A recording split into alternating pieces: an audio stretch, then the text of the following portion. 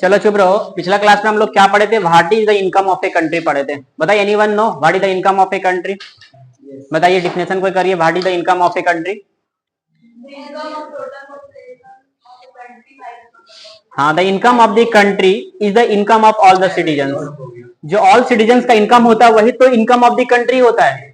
जो all citizens होंगे किसी भी कंट्री में, पूरे सिटीजन्स को इनकम को ही क्या कहा जाता है? इनकम ऑफ दी कंट्री बोले। जैसे इस क्लास का हम इनकम पूछेंगे, इस क्लास का इनकम क्या हो जाएगा? इस क्लास में जितने बच्चे अर्न करते हैं, तो आप लोग अर्न करते नहीं, जो पॉकेट में पैसे लाएंगे उसी का, तो आप लोग क्या करेंगे? सारे का इनकम को क्या कर लेंगे? आप लोग कैलकुलेट कर लेंगे। तो इस क्लास का क्या निकल जाएगा? इनकम ऑफ द क्लास निकल जाएगा। उसी प्रकार से इनकम ऑफ दी जो कंट्री होता है, वो वहां पे जितने भी रेसिडेंट्स रहते हैं उनके सारे इनकम को जब कैलकुलेट किया जाता है तो क्या निकलता है? हमारा इनकम ऑफ ए कंट्री निकलता है। और हम लोग कल उस दिन और ये भी पढ़े थे कि एवरेज इनकम क्या होता है। ये एवरेज इनकम के अकॉर्डिंग कितने कंट्री को कितने प्रकार से क्लासिफाई किया गया था? कितने प्रकार से? थ्री टाइप से। कौन कौन था? डेवलप्ड था, डेवलपिंग था और अंडर डेवलप। अंडर डेवलप के एग्जांपल बताइए। श्रीलंका, पाकिस्तान, बांग्लादेश, नेपाल, ये सब अंडर डेवलप कंट्री के एग्जांपल था, है ना। इसका एवरेज इनकम क्या होना चाहिए था? बताइए, अंडर डेवलप जो होता है कंट्री, उसका जो होता है $955 लिखा है, $955 जिसका कम होता है उसको अंडर डेवलप कंट्री बोलते हैं। तो हम लोग उसमें काफी कुछ पढ़े थे। अब हम लोग पढ़ेंगे ये कि इनकम के साथ साथ कुछ अदर क्राइटेरिया भी होता है। जैसे मैंने लास्ट में आपको क्या बताया था कि सिर्फ इनकम ही किसी कंट्री को कंपेयर करने के लिए अच्छा एट्रीब्यूट्स नहीं होता है। जिस तरीके से आप लोग डेवलपमेंट में क्या पढ़े थे कि as like development people not only think of a better income. हम लोग जब डेवलपमेंट चैप्टर स्टार्ट किए थे उसमें हम लोगों ने क्या देखा था? किसी बेटर इनकम से ही हमारा डेवलपमेंट पॉसिबल नहीं हो सकता था। उसके लिए क्या होना चाहिए था? They also have a goal such as security भी होना चाहिए था, रिस्पेक्ट फॉर अदर होना चाहिए था, इक्वल ट्रीटमेंट भी होना चाहिए था। जिस तरीके से हम लोग डेवलपमेंट जब पढ़ाई कर रहे थे उसमें हम लोग क्या देखे थे कि सिर्फ हमारे पास इनकम रहेगा, बेटर इनकम, तो हम लोग डेवलपमेंट नहीं कराएंगे। उसके साथ क्या होना चाहिए? सिक्योरिटी भी मिलना चाहिए मुझे, साथ में रिस्पेक्ट फॉर अदर होना चाहिए, इक्वल ट्रीटमेंट भी मिलना चाहिए और हमें जो फ्रीडम भी मिलना चाहिए। उसी प्रकार से जब किसी कंट्री को कंपेयर करेंगे तो कंट्री को कंपेयर करने के लिए सिर्फ एवरेज इनकम जो होता है वो एक अच्छा एट्रीब्यूट्स नहीं होता है। तो उसके साथ साथ क्या होता है? फॉर कंपेयरिंग नेशन और रीजन, किसी कंट्री को या किसी नेशन को कंपेयर करने के लिए decide average income other attribute such as, तो इसके अलावा भी, एवरेज इनकम के अलावा भी किस कंट्री को कंपेयर करने के लिए कुछ होते हैं एट्रीब्यूट्स। क्या होता है? आईएमआर होता है। क्या फुल फॉर्म होता है आईएमआर का? इन्फेंट मोर्टेलिटी रेट होता है। क्या होता है? नीचे लिखा हुआ है। लिटरेसी रेट होना चाहिए, नेट अटेंडेंस रेशियो होना चाहिए। Are also important. किसी कंट्री के पास बहुत पैसा, वहां पे बिल्कुल वहां पे सब लोग जो है भूखे मर रहे हैं, वहां पे कोई एजुकेशन है, तो वो कंट्री जो होगा बिल्कुल भी डेवलपमेंट नहीं कहलाएगा। देखिए हम समझाएंगे, यहाँ पे टेबल भी बनाए हैं। सबसे पहले आईएमआर के बारे में समझते हैं। आईएमआर होता क्या है? इसको फुल फॉर्म बोलते हैं इन्फेंट मोर्टेलिटी रेट बोलते हैं। ध्यान रखिए, the number of death of children under 1 year of age per 1000 life birth. इसका क्या मतलब होता है? आईएमआर का क्वेश्चन हमेशा आएगा, इसमें आएगा, ऑब्जेक्टिव में भी आ सकता है या फिर वन वर्ड वाला में आंसर आ सकता है। देखिए, चुप रहिए। The number of children under 1 year of age, 1 साल पूरा भी नहीं हो पाता और वो बच्चे मर जाते हैं, उसी को हम लोग बोलते हैं इन्फेंट मोर्टेलिटी रेट बोलते हैं। यहाँ पे क्या 1000 लाइफ बर्थ बोल रहा है यहाँ पे। इसका क्या मतलब है? लाइव बर्थ मतलब वैसे बच्चे जो मम्मी के पेट से वॉर्म से क्या होता है, वो लाइव बर्थ होता है उनका। बहुत सारे बच्चे ऐसा भी होता है जो मम्मी के पेट से ही मरे हुए बॉर्न होते हैं, तो उनके बारे में नहीं बोल रहा है। जो बच्चा बाहर आते हैं और 1 साल पूरा होने से पहले ही वो मर जाते हैं, समझ गए ना, उसी को हम लोग बोलते हैं इन्फेंट मोर्टेलिटी रेट बोलते हैं।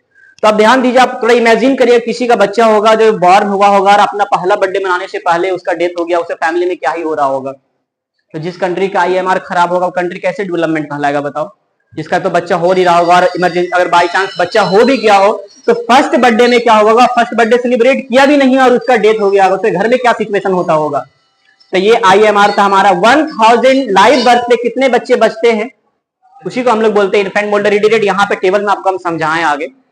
अगला लिटरेसी रेट होता है, it is the percentage of people are in a given population who can read and write above 7 year of age. अब आपके पास खूब ही पैसे हैं लेकिन आप पढ़ने नहीं जान रहे हैं, उस कंट्री के सिटीजन लोग कुछ भी पढ़ने के लिए जानते नहीं है, तो कितना एज के ऊपर 7 साल के बच्चे को ये देखा जाएगा कितने बच्चे पढ़े लिखे हैं, कितने बच्चे पढ़ने जानते या नहीं जानते। कम से कम बेसिक एलिमेंट्री जो एजुकेशन था उतना आना चाहिए, लिखने के लिए आना चाहिए, बुक रीडिंग करने के लिए आना चाहिए, उतना कम से कम आना चाहिए। इसी को बोलते हैं लिटरेसी रेट्स बोलते हैं।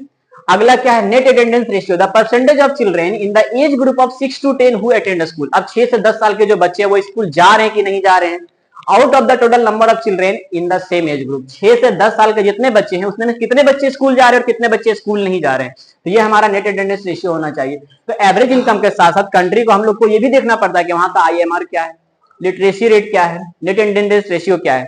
आपको यहाँ पे 2 टेबल बताया गया, आप दोनों टेबल से हमको समझाइए कि आपको कौन सा स्टेट जो है ज्यादा अमीर लग रहा है। आपको यहाँ पे इस टेबल से मुझे लग रहा है कि यहाँ सबसे ज्यादा जो इनकम है हरियाणा के पास है, तो सबसे ज्यादा अमीर ये होगा। जिस तरीके से हम लोग अपना डेवलपमेंट में क्या पढ़े, जिसके पास जितना पैसा वो उतना अमीर। इसी अकॉर्डिंग, इनकम के अकॉर्डिंग हम लोग देखेंगे कि हरियाणा का एक आदमी जो है सो एक साल में इतना रुपया कमा रहा है।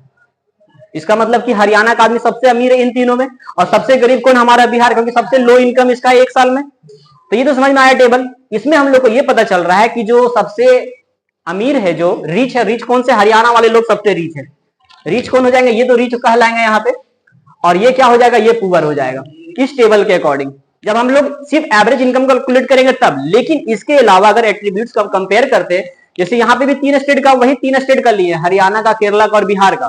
तो जब हरियाणा में आते हैं तो यहाँ IMR क्या है, 1000 में 30 बच्चे वो मर जाते हैं। एक साल पूरा होने से पहले क्या होता है, वहां पे 30 बच्चा मर जाता है, और केरला में सिर्फ 10 बच्चा मरता है। देखिए 3 गुना कम गया इससे।